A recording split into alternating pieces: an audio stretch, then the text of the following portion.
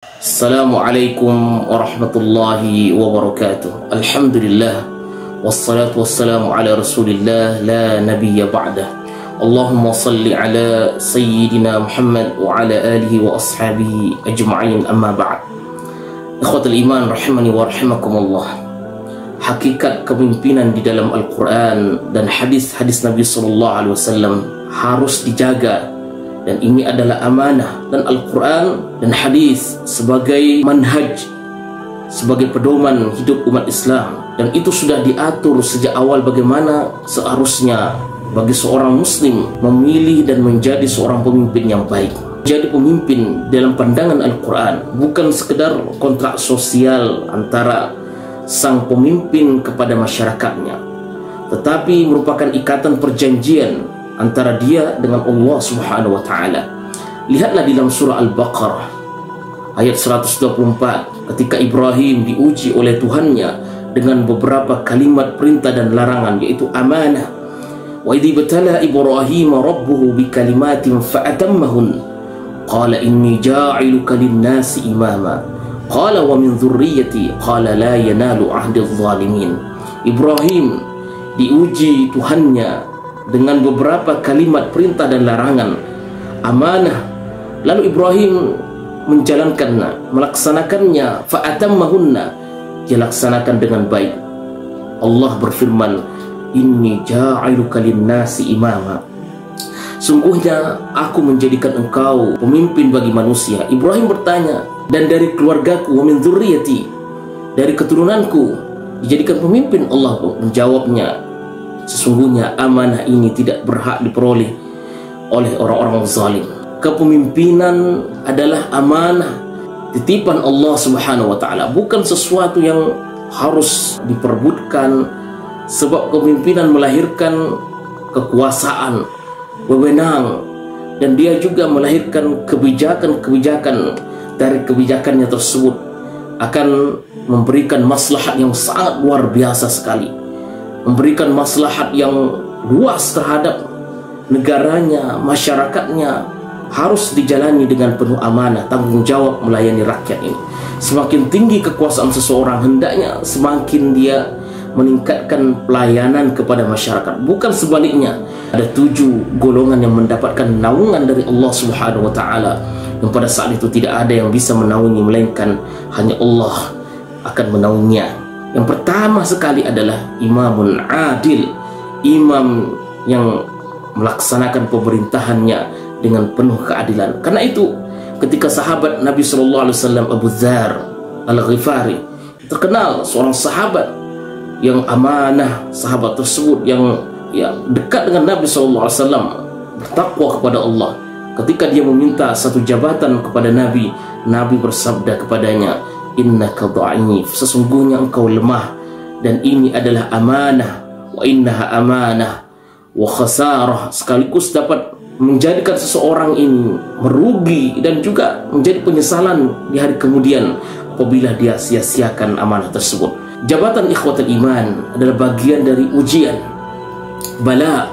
Maka tidak mengherankan jika generasi orang-orang saleh terdahulu, ketika mereka ini menerima jabatan, justru yang diucapkan bukan mereka sujud syukur, bukan mereka ini alhamdulillah, tapi tahukah kalian apa yang mereka ucapkan?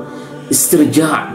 Itu kalimat inna lillah wa inna ilaihi raji'un, seolah ini adalah musibah berat bagi mereka ini mengemban amanah. Sebagai gambaran bagi mereka ini tidak tergila-gila, mereka ini tidak tergila-gila jabatan, memposisikannya ini dalam posisi amanah. Mereka tidak kejar jabatan tersebut, tidak mereka minta. Maka terkait dengan pemimpin yang sudah dilantik, pemimpin-pemimpin kita, terutama presiden kita Prabowo Gibran, maka kita sebagai seorang rakyat, seorang muslim, mari kita lihat hadis Nabi SAW yang diriwayatkan oleh sahabat yang mulia Irbad ibn Sarih radhiyallahu an, yang mengatakan wa'azana Rasulullah sallallahu alaihi wasallam mau'izatan balighah. Nabi memberikan mau'izah kepada sahabat-sahabat tersebut dengan mau'izah yang menyentuh hati. Wajilat minhal qulub wa dharafat minhal uyun. Faqulna ya Rasulullah ka'annaha mau'izatun muwaddi' fa'awsina. Qala usikum bittaqwallah usikum bitaqwallah was-sam'i wat-ta'ah wa in ta'ammaru 'alaikum 'abdun habashi. Irbad ibn Sariyah radhiyallahu anhu bertanya, ia berkata, menceritakan Rasulullah SAW pernah memberikan mau'izah kepada kami semua, yaitu mau'izah yang mengesankan sekali. Hati menjadi takut kepada Allah, mata pun bercucuran. Kata Irbad ibn Sariyah, ya Rasulullah, seolah-olah ini adalah mau'izah, wejangan seseorang yang hendak meninggalkan saudaranya. Oleh sebab itu berikanlah kami wasiat ya Rasulullah. Nabi bersabda, kata Nabi, saya memberikan wasiat kepada kalian agar kalian ini bertakwa kepada Allah dalam mendengar, tetap taat, walaupun yang memerintahkan kalian ini adalah seorang hamba sahaya, seorang yang kalian, artinya yang kalian tidak sukai. Maka persoalan ketaatan ini ketaatan kepada pemimpin yang diwasiatkan oleh Nabi SAW di akhir hidup beliau. Rasulullah menegaskan setiap muslim agar taat kepada pemimpinnya meskipun berasal dari kalangan yang tidak dia dukung sebelumnya, meskipun dari kalangan yang Habasyi, Abdun Habasyi, hamba sahaya. Para ulama sepakat bahwa hukum taat kepada pemimpin, kepada ulil amri adalah wajib. Kaum muslimin tidak diperbolehkan memberontak kepada ulil amri, mengangkat senjata, meskipun dalam kepemimpinannya ini sering berlaku zalim. Hal ini berdasarkan dari firman Allah Subhanahu wa taala, ya ayyuhalladzina amanu athi'ullah wa athi'ur rasula wa ulil amri minkum. Hai orang-orang yang beriman, taatilah Allah, taatilah Rasulnya, dan ulil amri di antara kalian. Hanya saja ikhwatul iman, ketaatan kepada pemimpin ini bukan berarti tanpa ada sikap kritis, menerima begitu saja. Sebab kita dianjurkan sebagai seorang muslim saling nasihat menasihati. Ad-dinun nasihah, bahwa agama ini penuh dengan nasihat. Wa tawasaw bil haqq wa tawasaw bis sabr, saling menasihati di atas kebenaran dan kesabaran. Sebab Allah melarang manusia taat kepada pemimpin yang melanggar perintahnya. Adapun jika pemimpin ini memerintahkan, jika pemimpin tersebut memberikan kebijakan yang penuh maksiat kepada Allah, mengandung maksiat, maka kita dilarang mendengar dan mentaati mereka. Dalam hal ini Rasulullah SAW bersabda, tidak ada kewajiban taat dalam rangka maksiat kepada Allah. Ketaatan hanyalah dalam perkara yang ma'ruf, bukan yang maksiat. Nabi SAW bersabda dalam riwayat Bukhari, kata beliau, alal mar'il muslim fima ahabba wa kariha ma lam yu'mar bima'siyatin fa idza umira bima'siyatin la sam'a wa la ta'ah.